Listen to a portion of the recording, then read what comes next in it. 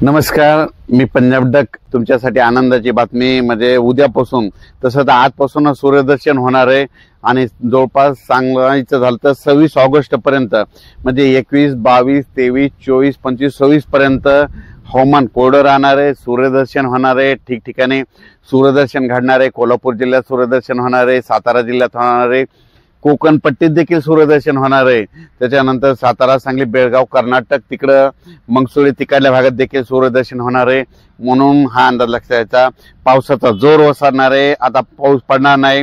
जर आता पाऊस लागून झाला तर परत पाणी येईल म्हणून तुमच्यासाठी सांगतो की सध्या तरी पाऊस येणार नाही म्हणून कोल्हापूरकरांसाठी खास करून आनंदाची बातमी। आणि ह्या 4 ते 5 दिवसामध्ये काय होणार आहे, पुराचा तुमचा पूर ओसरणार आहे म्हणून हा अंदाज लक्षात घ्यायचा। बैलपोळा आहे तर राज्यातल्या सर्व शेतकऱ्याला सांगू इच्छितो की आपण सांगितलं होतं नाही, राज्यामध्ये 21 ऑगस्टला ठिकठिकाणी महाराष्ट्रामध्ये सूर्यदर्शन होणार आहे। तर महाराष्ट्रामध्ये काय झालं की ठिकठिकाणी सूर्यदर्शन झालं, पण तुम्हाला एक सांगू इच्छितो की आता मग राज्यात आता काय परिस्थिती राहणार, कारण की इतका पाऊस झाला शेतकऱ्याचं खूप अतोनात नुकसान झालंय। म्हणजे सोयाबीनचं झालं, कापसाचं झालं, म्हणजे संपूर्ण पिकाचं झालं, सगळ्या शेतात काही खरडू गेले। पण शेतकऱ्याला सांगू इच्छितो की आता ना जवळपास मध्ये आज 21 तारखेपासून म्हणजे सुरुवातीला आपण काय करू की पूर्व विदर्भाकडे जाऊ, म्हणजे 21 पासून पूर्व आणि पश्चिम मध्ये 6, 5, 11 जिल्ह्यामध्ये सांगतो की 21 ऑगस्ट, 22 ऑगस्ट आणि 23 ऑगस्टच्या दरम्यान म्हणजे भंडारा जिल्हा झालं, वर्धा जिल्हा झालं, नागपूर जिल्हा झालं, अमरावती जिल्हा झालं, अकोला जिल्हा, यवतमाळ जिल्हा, चंद्रपूर, त्याच्यानंतर अमरावती जिल्हा, बुलढाणा जिल्हा, वाशिम जिल्हा, हिंगोली जिल्हा आणि इकडे यवतमाळ जिल्हा। तर ह्या पट्ट्यातल्या शेतकऱ्याला सांगू इच्छितो की आणखीन 21, 22, 23 दुपारपर्यंत म्हणजे दुपारी 2-2:30 पर्यंत थोडं सूर्यदर्शन 3 दिवस होईल। पण काय होईल माहिती आहे का, दुपारी 3-4च्या नंतर पुन्हा रात्रीच्याला काय होईल, तुमच्या इकडे आणखीन 3 दिवस थोडं पावसाचं वातावरण आहे। खूप काही मोठं नाही पण तुमच्याकडे 3 दिवस आणखीन विदर्भामध्ये 6, 5, 11 जिल्ह्यामध्ये हा पाऊस पडणार आहे।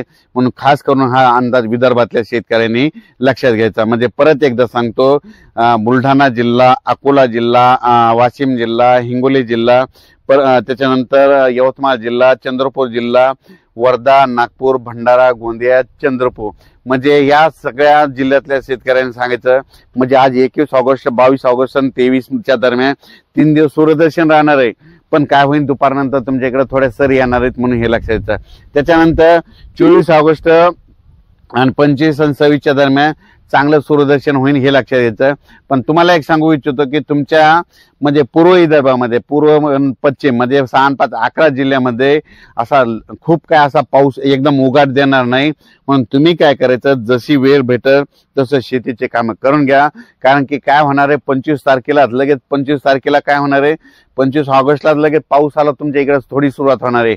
26ला ते पाऊस काय होणार आहे, त्याच्यानंतर म्हणजे अमरावती, अकोला, वर्धा, नागपूर, भंडारा, गोंदिया, चंद्रपूर, यवतमाळ, वाशिमकडे लगेच 26 तारखेला येणार आहे। म्हणजे बुलढाण्यापर्यंत ते 26 तारखेला येणार आहे।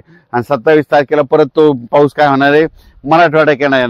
म्हणजे 26-27ला मराठवाड्याकडे येणार आहे, 26-27 त्याच्यानंतर ते पुढे सरकार नाही। म्हणून विदर्भातल्या शेतकऱ्याला सांगू इच्छितो की खास करून तुमच्याकडं म्हणजे लय काय असं खूप मोठं असं सूर्यदर्शन नाही। तुम्ही काय करा, जशी दुपारपर्यंत वेळ भेटत असेल तर साचलेल्या ठिकाणी खताचं नियोजन करा, म्हणजे फवारण्यात देखील करू शकता म्हणून हे अंदाज लक्षात घ्यायचा।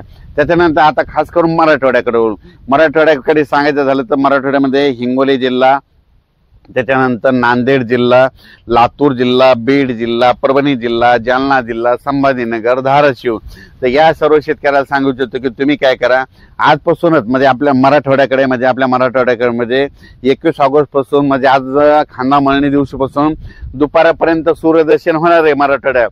पण दुपारी म्हणजे बैलाची पूजा करत असताना रात्रीच्या म्हणजे आज म्हणजे खांदामणीचे काय करते, बैलाची पूजा करते। तर तुम्ही बघा बैलाची पूजा करत असताना काही ठिकाणी पाऊस येणार आहे म्हणून हा अंदाज लक्षात घ्यायचा।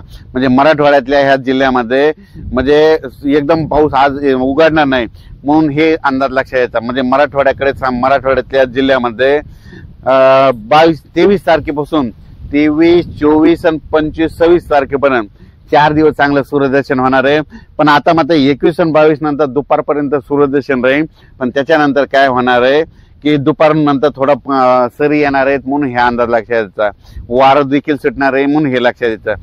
त्याच्यानंतर मराठवाड्याकडे मग चांगला पाऊस कधी येईल तर मराठवाड्यातल्या शेतकऱ्याला सांगू इच्छितो की तुम्ही काय करा, आता ही आहे आज आहे 21 ऑगस्ट, 21, 22, 23, 24, 25 पर्यंत तुम्ही काय करा, जशी शेतीला वेळ भेटेल सूर्यदर्शन दुपारपर्यंत करा तशी शेतीची कामे करून घ्या.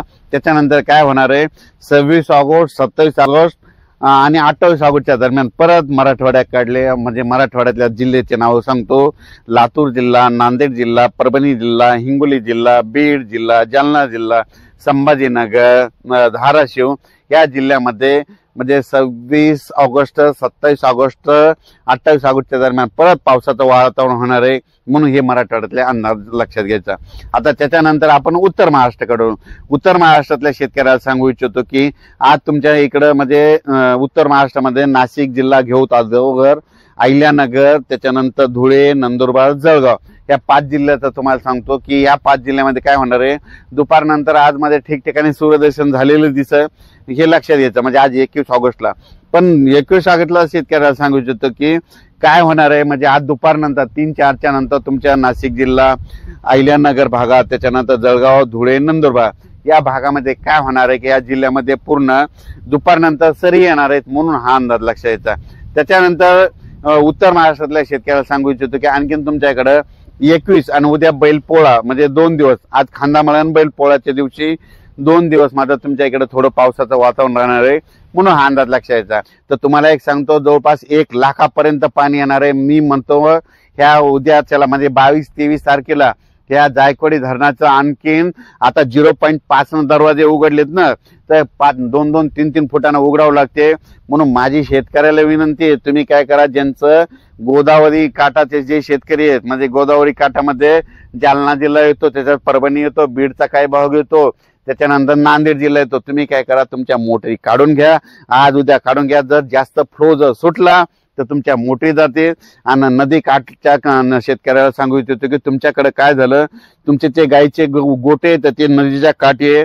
माझी तुम्हाला विनंती जरा ह्या 4-5 दिवसामध्ये तुम्ही जनावरांची, पाळीव प्राण्याची काळजी घ्या. अचानक वातावरणात बदल झाला तर लगेच एक मेसेज दिला जाईल. धन्यवाद.